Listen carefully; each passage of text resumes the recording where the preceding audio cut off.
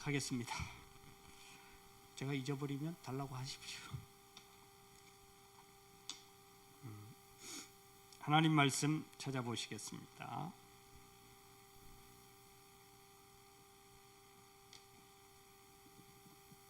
시편 73편 23절부터 28절의 말씀 보겠습니다. 내가 항상 주와 함께하니 주께서 내 오른손을 붙드셨나이다. 주의 교훈으로 나를 인도하시고 후에는 영광으로 나를 영접하시리니 하늘에서는 주 외에 누가 내게 있으리요 땅에서는 주밖에 내가 사모할 이 없나이다. 내 육체와 마음은 쇠약하나 하나님은 내 마음의 반석이시요 영원한 분깃이시라. 무릇 주를 멀리하는 자는 망하리니 음녀같이 주를 떠난 자를 주께서 다 멸하셨나이다. 하나님께 가까이함이 내게 복이라. 내가 주 여호와를 나의 피난처로 삼아 주의 모든 행적을 전파하리이다. 아멘. 할렐루야. 할렐루야. 하나님의 은혜가 우리 심령 깊숙이 오늘 이 시간의 말씀을 통해서 함께 하시기를 주님의 이름으로 축원합니다.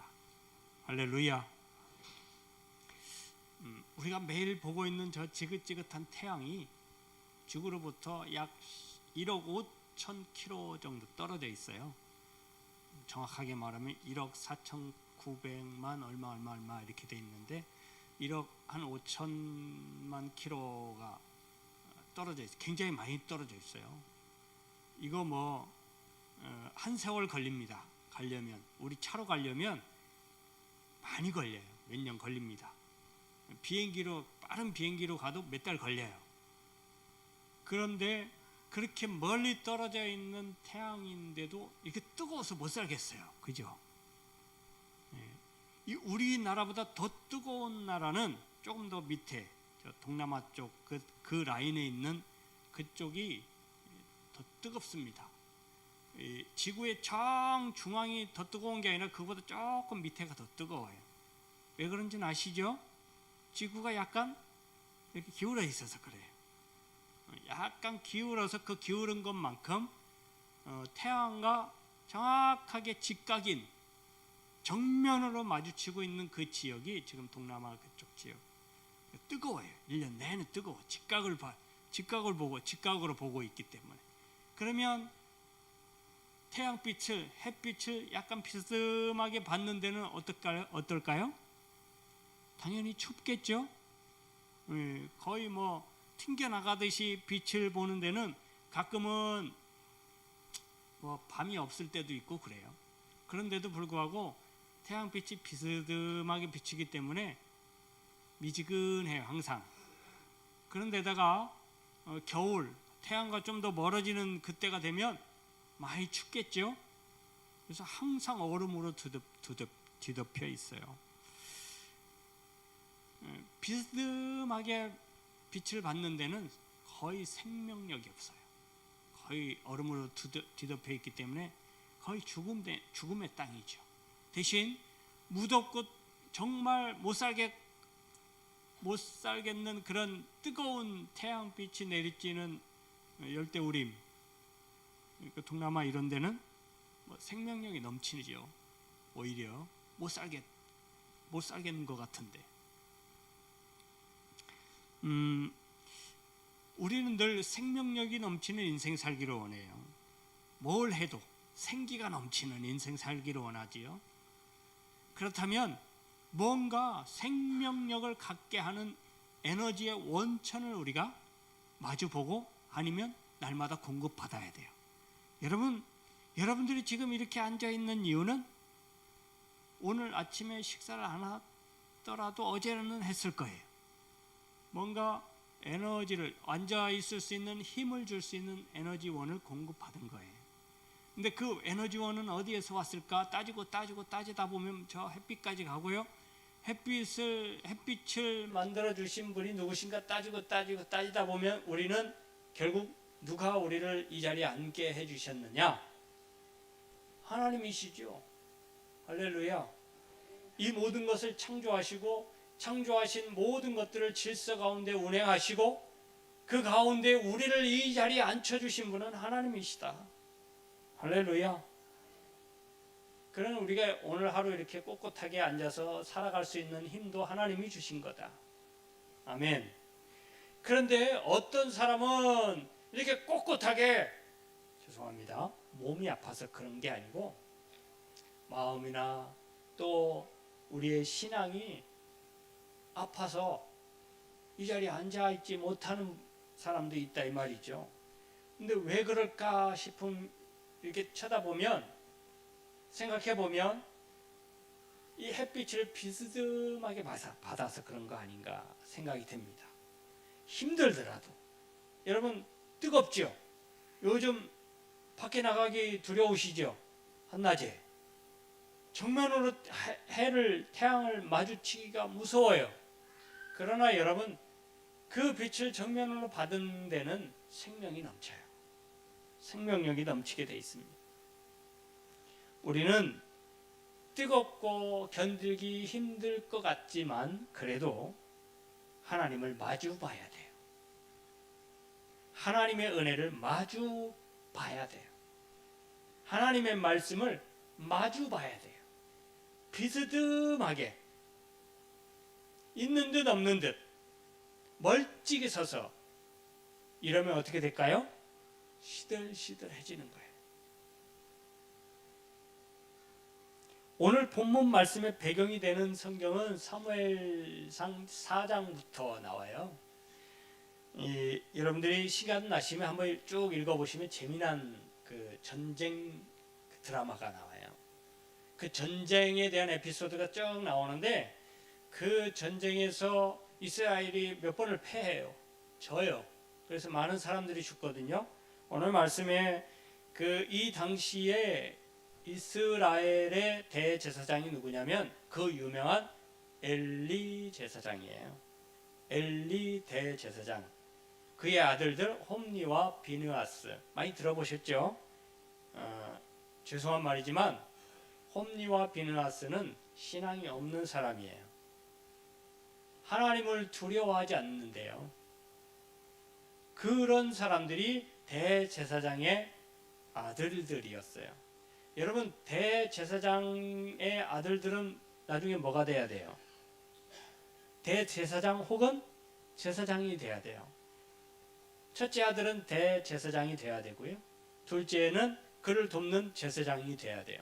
그런데 대제사장이 누구를 위한 대제사장이고 제사장이 누구를 위한 제사장이에요? 하나님을 위한 거예요. 그런데 하나님을 믿지 않는, 하나님을 두려워하지 않는 사람들이 지금 홈니와 비느하스, 엘리 대제사장의 아들들이었다는 거예요. 그래서요, 제사를 지내려고 삶는 고기에 손을 집어넣게 하고요, 예배를 드리러 오는, 제사를 드리러 오는 여인네들을 희롱하고요, 이런 짓을 버젓이 성전에서 했어요. 그러니 하나님께서 그들을 좋게 보셨겠어요? 엘리 대제사장은 그런 걸 뻔히 아는데도 불구하고 그들을 나무라지 않아요. 그들을 훈육하지 않아요. 엘리 대제사장, 하나님을 잘 섬기는 대제사장인 줄 알았는데 결국 동류, 같은 부류였다라는 거예요. 그래서 하나님께서 엘리 대제사장의 그 가정을 버리시기로 작정을 하세요. 그 시작이 블레셋의 침공이에요. 여러분 블레셋은요 계속 나와요. 전부터 나와요. 사사 시대부터 블레셋이 자꾸 나와요. 사사기를 통해서 이렇게 쭉 읽어보시면 그 사사들이 주로 누구하고 싸워댔냐면 블레셋하고 싸워대요. 계속 수백 년간 블레셋이 이스라엘 민족을 괴롭힙니다. 꼭 손톱 밑에 가시같이 아프게 해요. 귀찮게 해요. 내버려 두면 아프고 힘들고 곪고 힘들어요. 이걸 뽑자니 아파도 잘 안 보여. 뽑히지도 않아.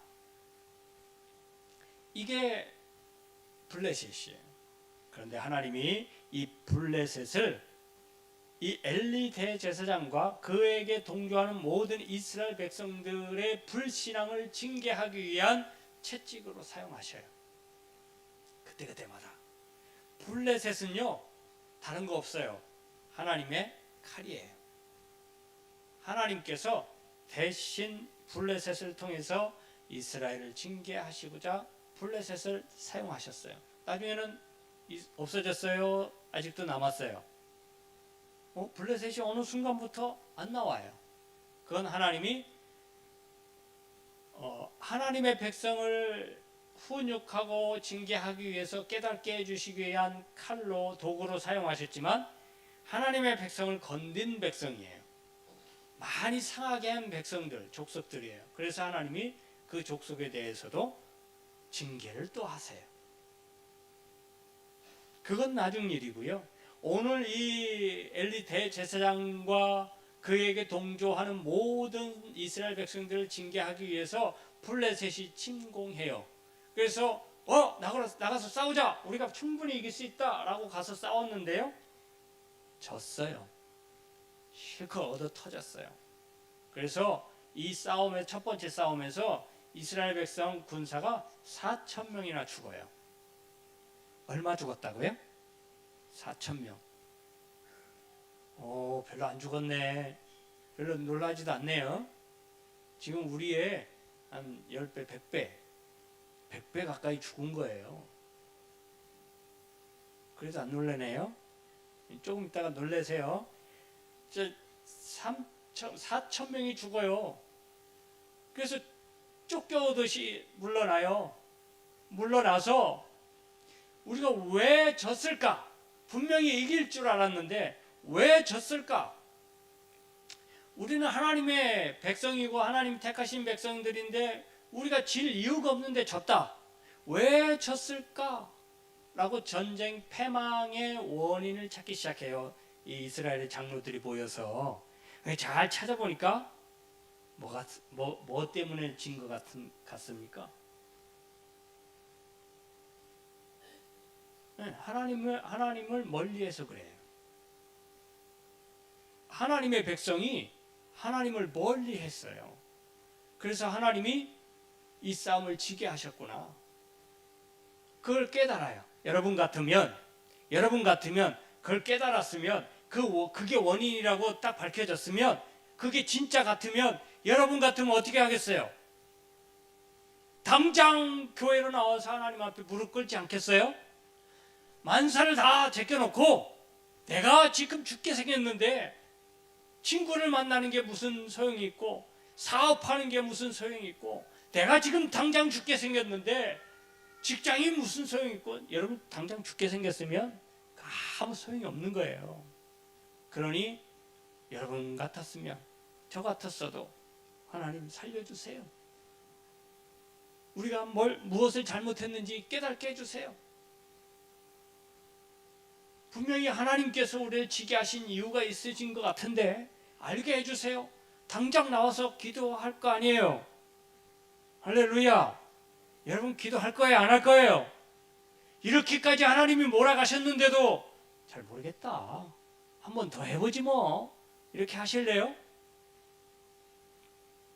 저와 여러분들 같았으면 그리고 평범한 그냥 우리 같았으면 이렇게 했을 거예요. 기도했을 거예요. 하나님 살려달라고.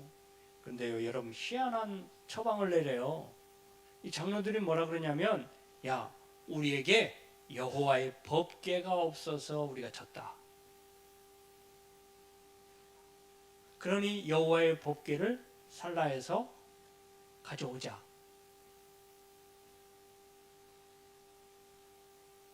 이런 처방을 내려요. 그래서 여러분 급기야 그 법궤를 가져오려고 이렇게 저렇게 준비해갖고 법궤를 가져오는데 여러분 그 에피소드 아시죠? 이야기 아시죠? 가져오면서 홈리와 비느하스를 보내요. 그걸 가져오라고. 여러분 여호와의 법궤, 하나님의 법궤, 여호와의 임재의 상징이에요. 그럼에도 불구하고 누구를 보냈어요? 불황자 같은 홈리와 비느하스를 보내요. 하나님을 업신여기고 하나님을 두려워하지 않는 사람들을 보내요. 믿음이 없는 사람을 보낸다 이 말이에요. 그랬다가 어떻게 됐어요? 홈리와 비느하스가 가져왔음에도 불구하고 전쟁에 나갔다가 죽게 돼요. 하나님이 죽이신 거예요. 그리고 그 전쟁에서 이 법궤만 가져오면 이길 줄 알았는데 다시 나간 전쟁에서 오히려 더 많은 이스라엘 백성들이 죽어요. 그때 죽은 이스라엘 숫자가 3만 명이나 돼요. 얼마나 죽어야 놀랄까요? 한 100만 명 죽었다 그래야 놀랄라나요? 이 전쟁에서 3만 명이나 죽고 그 전쟁에서 홈리와 비느하스 그 여호와의 법궤를 가지고 나간 홈리와 비느하스도 죽게 돼요. 그 소식을 그 패망했다는 소식, 자기들의 자식들이 죽었다는 소식을 들은 대제사장 엘리 대제사장 그 소식을 듣고 깜짝 놀래갖고 의자에서 떨어져서 목이 부러져 죽어요. 또 그 소식을 들은 비느하스의 부인이 아기를 낳다가 애를 낳고는 죽게 돼요. 그러면서 낳은 아들의 이름을 이가봇이라고 지어요. 하나님의 영광이 떠났다. 이름의 뜻이 하나님의 영광이 떠났다. 그 아내의 이름은 안 나와요. 그 아내가 볼 때에 이런 모든 현상을 볼 때에 이것은 분명히 하나님께서 하신 일인데 하나님이 함께 하시지 않는 민족은 이렇게 다 망할 수밖에 없고 죽을 수밖에 없다라는 것을 그의 이름을 이렇게 이가봇으로 지은 것으로 인해서 다 그냥 보여줘요. 맞아요. 이 여인 죽어간 이 여인 무슨 죄가 있겠어요? 근데 이 여인이 한 이 이름 짓는 이 이름 의미처럼 이스라엘 백성들이 이렇게 패망하게 된 것은 하나님의 영광이 그들에게서 떠났기 때문이에요. 여러분, 법궤가 없어서 이스라엘은 망한 게 아니에요. 아무리 하나님의 법궤가 있어도 하나님을 찾지 아니하고 하나님을 두려워하지 않는 사람들에게 있어서 법궤는 아무 의미가 없어요. 여러분, 하나님을 바라보고 하나님을 경외하고 두려워하는 민족 가운데 있는 그 법궤 위에 하나님께서 임재하시는 거지, 하나님도 두려워하지 않고 하나님도 찾지 않는 백성들, 아무리 그 가운데 임재의 상징인 법궤가 있다고 해도 하나님 그곳에 임재하시지 않아요. 그곳에 함께 하시지 않아요.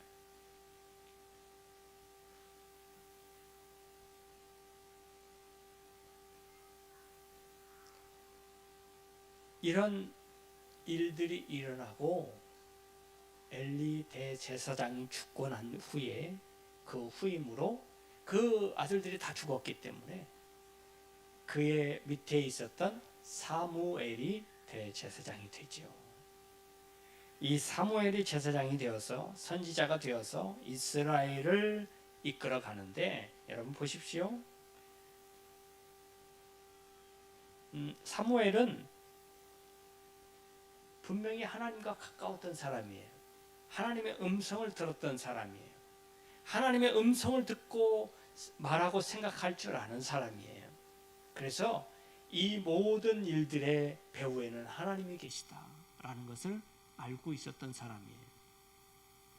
그런데 자기의 위치가 있기 때문에 드러내놓지 못하다가 이제는 엘리 대제사장도 없고 이스라엘 백성들을 이끌어야 될 입장에 선 사무엘은 당장 이스라엘 백성들에게 사무엘상 7장 3절의 말씀을 통해서 여호와께로 돌아오라, 우상을 제거하라, 하나님만 섬겨라 라고 선포합니다.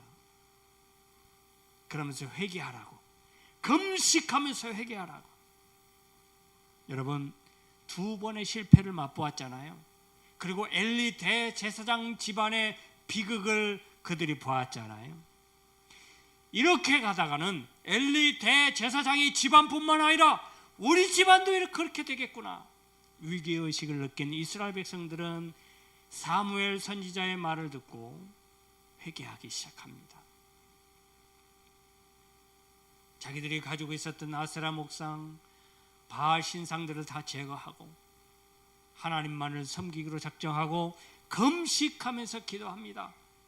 칼을 차고 창을 가지고 전쟁에 나갔던 군사들도 마찬가지로 회개하고 금식하면서 하나님 앞에 기도합니다. 살려달라고, 용서해달라고, 우리 민족을 구원해달라고 기도하기 시작합니다. 여러분, 그러면 모든 문제가 해결될 것 같잖아요. 할렐루야. 그러면 모든 문제가 해결될 것 같잖아요. 근데 여러분, 급보가 날라 들어와요. 회개하면서, 금식하면서 회개하면 여러분 힘이 있어요, 없어요? 없어요. 몇 날을 금식하면서 하나님 살려주세요, 응답할 때까지 우리가 금식하겠습니다 하고 금식하면서 쫄쫄 굶어가면서 금식을 하는데, 기도하는데 급보가 날라 들어와요. 뭐가요?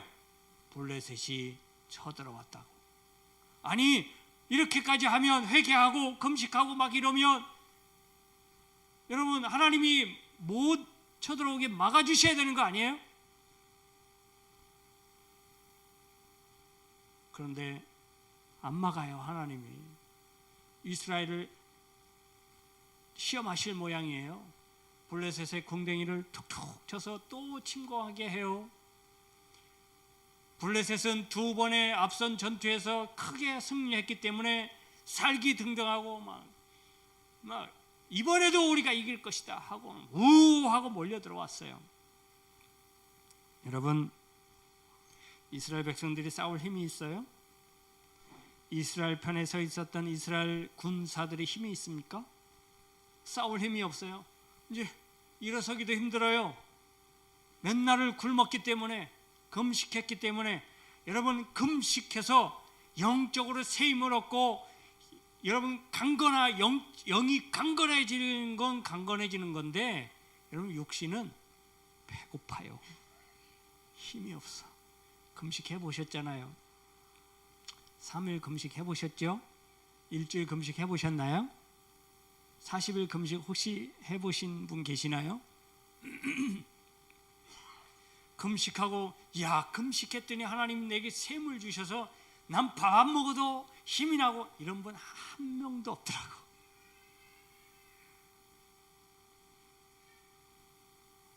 금식하니까 영안이 열리고 영계가 보이고 막 하나님의 음성이 들리고 막 영이 맑아져서 사람이 참 이제 죽어도 천국 갈 것 같다 이런 생각이 들어도 배고픈 건 누구나 다 똑같습니다. 힘이 없는 건 다 똑같아요. 여러분, 그 사람 보고 가서 땅 파라 그러면 땅 파겠습니까? 칼 들고 전쟁하라면 하겠어요? 여러분, 전쟁은요, 보급이 얼마나 잘 되느냐에 따라서 전쟁을 이기고 지고 한답니다. 보급, 결국 먹는 거예요. 먹고 자고 입고 이것을 잘 보급을 해줘야 전쟁에 승리할 수 있대요. 잘 먹여야 힘을 내서 싸우지요. 이스라엘 백성들 지금 상태는 칼도 못 들 상태, 일어나기도 힘든 상태, 그런 상태에 블레셋이 살기등등하게 쳐들어왔으니 절망할 수밖에요. 그런데 여러분 그 전에 이스라엘 백성들이 뭐 했어요? 회개하고 금식하면서 하나님 앞에 기도했잖아요. 그랬더니 그들이 힘은 없어요. 칼을 들고 싸울 힘은 없고 용기도 없지만 뭐는 안 먹어요? 겁은 먹지 않아요. 왜요? 그들의 영이 맑아졌거든요. 그들이 하나님을 가까이 했거든요. 만군의 여호와이신 하나님을 가까이 하니까 그분의 능력이 느껴지는 거예요. 그분의 힘이 느껴지는 거예요. 그러니 겁을 먹지 않아. 여러분, 그 상태에서 하나님 우리를 구원해 주세요. 한마디만 하니까 하나님이 그래 알았다. 여러분, 하나님이 대신 싸워주셔요. 빽빽한 구름으로 깜깜하게 저희들끼리 싸우게 하고요, 번개를 막 내려치고요, 정신없이 하게 만들어요. 여러분, 이스라엘 백성들은 무장하지 않아도 이겼어요. 간단하게 이겨버려요. 큰 우레를 발하여서요, 꼼짝 못하게 하고 살기등등하게 왔다가 벌벌 떨면서 저기들끼리 치고받고, 그래서 이스라엘 백성은 그냥 손 한 번 안 쓰고 승리하게 됩니다. 여러분, 하나님께 무릎 꿇으니까 은혜가 차고 넘치게 됐어요. 여러분, 이 결과로요, 어떤 결과가 나타났냐면, 사무엘이 사는 날 동안 블레셋은 굴복하고 다시는 이스라엘을 넘보지 못하였다 그랬어요. 할렐루야, 할렐루야. 여러분, 누가 했어요? 하나님이 하셨어요. 이스라엘 백성이 한 건 뭐예요? 하나님과의 멀어졌던 거리를 좁힌 것뿐이에요. 하나님과 멀어졌고 소원했던 사이가 가까워졌던 것뿐이에요. 그랬더니 하나님이 모든 걸 다 해결해 주셨어요. 우리가 땀 흘릴 필요가 없었다 이 말이에요. 이스라엘 백성들이 애초에 처음부터 이스라엘 백성들이 나가서 땀을 뻘뻘 흘리면서 혹은 3,000명이나 4,000명이나 3만 명이나 죽을 이유가 없었던 거예요.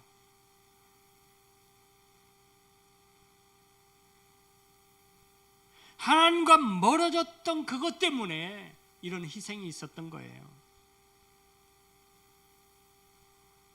우리가 할 일은 정말 쉬운 것밖에 없어요. 그냥 하나님을 가까이 하시면 됩니다. 저와 여러분들이 하나님과 나 사이에, 우리 사이의 거리를 영으로 좁히면 돼요. 할렐루야. C.S. 루이스라는 분이 이런 말을 했대요. 천국을 지향하면 세상을 덤으로 얻을 것이다. 그러나 세상을 지향하면 천국과 세상 둘 다 잃을 것이다. 여러분, 어디를 바라보십니까? 하나님 앞에 무릎 꿇으면 세상이 우리 앞에 무릎을 꿇게 될 것입니다. 오늘 본문 이 본문에 나오는 이 시 중에 27절부터 28절의 말씀을 잘 기억하실 수 있기를 바랍니다. 여호와 하나님을 멀리하면 망한다. 반대로 하나님을 가까이 하면 그것 그 자체로 내게 복이 된다. 할렐루야. 우리는 우리 스스로 열매를 맺을 수가 없습니다. 가지가 나무에 붙어 있지 않는데 어떻게 스스로 열매를 맺을 수 있어요? 우리 가지는 나무에 잘 붙어 있어야 합니다. 할렐루야. 그래야 많은 열매를 맺어서 농부이신 하나님을 기쁘시게 하는 거예요. 나의 믿음의 자리는 어디입니까? 영적으로 어두워 하나님의 영광이 떠난 이가봇입니까? 아니면 하나님과 친밀하여 에베네셀을 날마다 간증하는 자리입니까? 하나님을 가까이 하시기 바랍니다. 오늘도 하루만큼 더 가까이 하시기를 바랍니다. 그래야만 하나님께서 능력의 오른손으로 붙드신다고 말씀하고 있습니다. 그럴 때 우리 인생의 푸른 초장이 열리게 될 것이에요. 샘 곁에 심어진 나무가 될 것입니다. 그 가지는 담장 너머로 뻗어나갈 것이며 그 가지에서는 풍성한 열매를 맺게 될 것입니다. 그 열매를 보고 하나님은 너무나도 기뻐하실 것이고요, 그 광경이 우리 눈앞에 펼쳐질 수 있기를 바랍니다. 여러분, 하나님과 친밀한 관계가 되시기를 바랍니다. 하나님을 가까이 하시기 바라요. 세상의 그 어느 것보다 하나님을 더 가까이 하실 수 있기를 바랍니다. 야고보서 4장 8절의 말씀에 하나님을 가까이 하라. 그리하면 너희를 가까이 하시리라. 할렐루야. 기도합니다. 할렐루야. 살아계신 하나님, 은혜를 감사합니다. 하나님을 가까이 하는 것이 내게 복이라고 말씀하셨듯이 세상의 그 어느 것보다도, 눈에 보이는 그 값어치 있는 것 같은 그런 것보다도 내 안에 계신 하나님, 내 앞에 계신 하나님, 나를 주관하신 하나님을 더 가까이 하는 복된 인생들 되게 하여 주옵소서. 이제는 우리 주님 예수 그리스도의 은혜와 우리 아버지 하나님의 무한하신 사랑하심과 성령의 감화 감동 교통 내주 역사하신 은혜가 하나님과의 거리를 영으로, 그 친밀한 관계로 가져가기를 원하고, 이를 통해서 우리의 삶이 하나님께서 함께 하시고 동행하시고 늘 지켜 보호하여 주시고 이끌어 주시는 삶 되기를 원하는 우리 모든 하나님의 백성들 머리 위에, 저희들 가정 위에, 직장 위에, 사업 위에, 일터 위에, 이 나라 민족과 온 세계 위에 이제로부터 영원토록 함께 있을지어다. 아멘.